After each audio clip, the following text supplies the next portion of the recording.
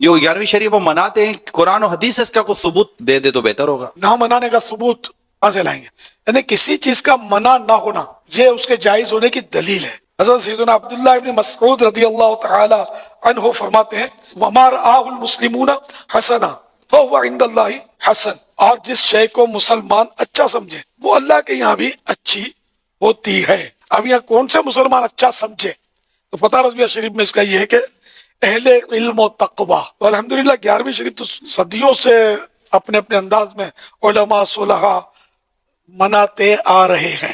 اس لیے وہ ہر چیز کے لیے یہ کہنا کہ اس کا ثبوت میں صحیح کہتا ہوں، یہ اصول ثبوت یہی ہے کہ کسی شے کے عدم جواز کی دلیل نہ ہونا خود دلیل جواز ہے، ورنہ تو آپ قدم بھی نہیں اٹھا سکتے۔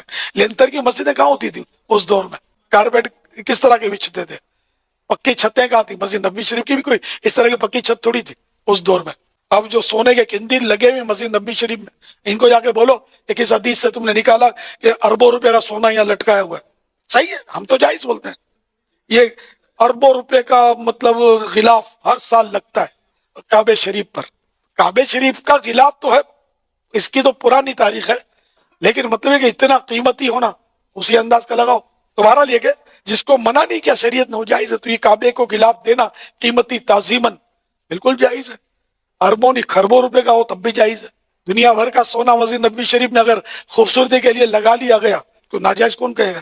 اور تو ساڑھے لی ڈیفینیشن مان لی ہے سر، حضور نے منع فرما دیا۔ صحیح مسلم میں حدیث ہے 2005 نمبر، اور یہ حدیث کے راوی ہیں امام جعفر، اور انہوں نے روایت کی ہے امام باقر سے، اور امام باقر نے روایت کیا ہے جابر بن عبداللہ سے کہ نبی علیہ السلام جب کبھی بھی جمعے یا عید یا کسی اور موقع پر تقریر کرتے تو آپ کی آنکھیں سرخ ہو جاتی، آواز بلند ہو جاتی، جیسے کوئی جرنیل اپنی فوج کو تیار کر رہا، اور آپ فرماتے کہ میں اور قیامت اس طرح ساتھ بھیجے گئے ہیں جیسے یہ دو انگلیاں، اور پھر آپ کہتے اما بعد فإن خیر الحدیث کتاب اللہ وخیر الہدی ہدی محمد صلی اللہ علیہ وآلہ وسلم وشر الامور محدثاتها وکل محدثۃ بدعہ وکل بدعۃ ضلالہ وکل ضلالۃ فی النار۔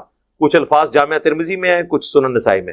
آگاہ ہو جاؤ، سب سے بہترین کلام اللہ کی کتاب ہے، سب سے ہدایت یافتہ راستہ محمد صلی اللہ علیہ وآلہ وسلم کا ہے، اور سب سے بدترین کام وہ ہیں جو دین میں خود داخل کر دیے جائیں، اور وہ تمام کام گمراہیاں ہیں، اور تمام گمراہیاں دوزخ میں لے جانے والی ہیں۔ تو حضور نے منع ہی کر دیا نا کہ محمد صلی اللہ علیہ وآلہ وسلم کا طریقہ بہترین طریقہ ہوگا، اور بدترین کام وہ ہیں جو دین میں داخل کر دیے جائیں خود سے۔ بخاری مسلم دونوں میں حدیث ہے من احدث فی امرنا ھذا فہو رد، جس نے میرے تعلیم کی بھی چیز میں کوئی چیز بدل دی یا اس میں چیز داخل کی وہ مردود ہے۔ تو فوراً آپ کو مثالیں دیں گے کہ جی یہ جو آپ نے لائٹیں لگائی ہوئی ہیں، ان لائٹوں کا دین سے کیا تعلق ہے میرے بھائی؟ ہوائی جہاز میں حج کرنے کا دین سے کیا تعلق ہے؟ یہ دین کو سپورٹیو کام ہے، ڈائریکٹ دین نہیں ہے۔ ڈائریکٹ دین اس وقت ہوں گے جب آپ کہیں گے جو ہوائی جہاز پہ جائے گا اس کا حج ہوگا، جو نہیں جائے گا اس کا نہیں ہوگا۔ آپ بے شک گدھے پہ جائیں، آپ بے شک پیدل جائیں، یہ دین کو سپورٹیو چیز ہے۔ کیمرے میں ریکارڈنگ دین کو سپورٹیو چیز ہے۔ نماز پڑھتے ہوئے کوئی کہتا ہے اوپر اس قالین کے اور سامنے اس اے سی شریف کے، کہتا ہے، اور نیچے اس سیلنگ شریف کے، اور منہ طرف خانہ کعبہ شریف کے، یہ کو کہتا ہے؟ تو یہ دین نہیں ہے، دین کو سپورٹیو چیز ہے۔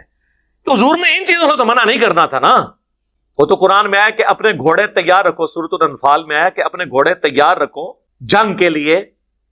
تو آج کے دور میں جب آپ یہ بات کریں گے تو اس سے مراد یہ ہوگا کہ آپ نے لیٹسٹ اسلحہ تیار رکھنا ہے، یہ تو نہیں گھوڑے تیار رکھنے ہیں، وہ تو جنرل بات ہوتی۔ تو یہ تمام چیزیں ہیں دین کو سپورٹنگ۔ اس کے بارے میں الگ حدیث ہے، وہ صحیح مسلم میں ہے کہ جس نے اسلام میں اچھا طریقہ جاری کیا، جتنے لوگ اس پہ عمل کریں گے اس کا ثواب اسے ملے گا، اور جو عمل کر رہے ہوں گے ان کے عمل میں بھی کمی نہیں ہوگی، اور جو اسلام میں برا طریقہ جاری کرے گا اس کا وبال اس پہ ہوگا۔ اور انہوں نے وہ الفاظ ہیں سنتن حسنتن، بدعت حسنہ نہیں ہے، سنت حسنہ ہے۔ اور وہ حدیث پوری بیان کریں تو آپ کا مسئلہ بھی حل ہو جائے گا۔ پوری حدیث یوں ہے کہ نبی علیہ السلام نے کچھ نیو مسلم آئے جن کے چہرے پر بھی غربت کے آثار تھے، نبی علیہ السلام نے مسجد میں ممبر لگوا کے خطبہ دیا، آپ نے پھر قرآن پاک کی مختلف آیات تلاوت کی جن میں صدقہ اور خیرات کی ترغیب دلائی گئی۔ اینڈ پہ آپ نے کہا کہ اللہ کی راہ میں صدقہ کرو۔ ایک انصاری اپنے گھر گئے اور وہ اپنے گھر سے کافی سارا سامان ایک تھیلے میں اکٹھا کر کے، اور صحابہ کرام کہتے ہیں کہ وہ بڑی مشکل سے اس کو اٹھا کے لایا، گھسٹتا ہوا، لا کے مسجد کے صحن میں رکھا، تو حضور علیہ السلام کا چہرہ مبارک اس طرح چمک اٹھا جس طرح کے سورج اور سونا، کیونکہ اس کی وجہ سے باقیوں کو بھی جیب ڈھیلی کرنے کی ترغیب ملی۔ پھر ایک اٹھا، دوسرا اٹھا، لا کے مسجد میں ڈھیر لگ گیا، حضور خوش ہو گئے۔ تو آپ نے فرمایا جس نے اسلام میں اچھا طریقہ جاری کیا، یعنی اچھا طریقہ کس نے؟ اس انصاری صحابی نے جو بارش کا پہلا قطرہ بنا۔ یہ آدھی حدیث لے کے اچھا طریقہ اور اسے پکڑ کے جو ہے وہ اپنے 12 ربیع الاول کے جلوس، کوئی اپنے 10 محرم کے جلوس، کوئی اپنے 1 محرم کے جلوس حلال کرنے شروع کر دیتا ہے۔ خدا کے لیے